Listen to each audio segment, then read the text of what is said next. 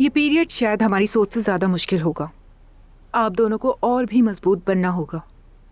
ईशा से सही तरीके से बात करने के लिए सबसे ज्यादा अहम चीज जो है वो सब्र है। बिल्कुल फिक्र ना करें, हम अपने बिसात से बढ़कर कोशिश करेंगे, है ना अदनान? और आपको घर में उसे पुरसुकून माहौल देना होगा। किसी भी तरह की कशीदगी, झगड़ा, शोर शराबा, जरा सी भी टेंशन उसकी मेंटल हेल्थ के लिए खतरा बन सकती है। इसकी आप बिल्कुल फिक्र मत करें।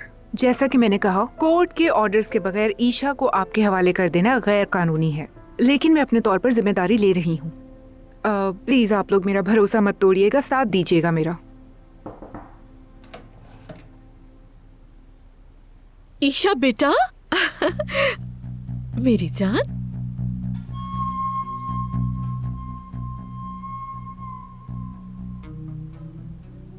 अब फौरन मुझे सोई हुई शहजादी के पास ले चलें।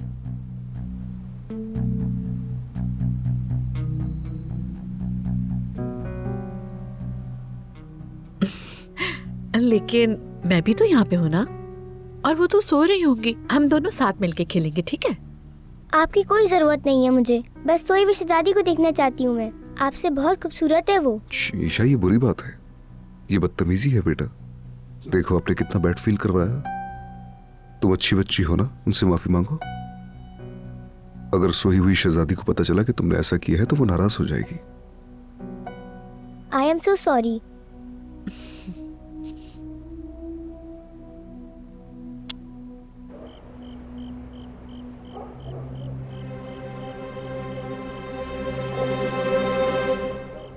अदनान, कहाँ हो तुम? जमरुद साहिबा, आपको आराम की जरूरत है, प्लीज लेट जाइए। चले आ जाए जल्दी। अदनान साहब बस आते ही होंगे। मैंने कहा ना मुझे नहीं लेटना, अब बार बार मत कहो मुझे।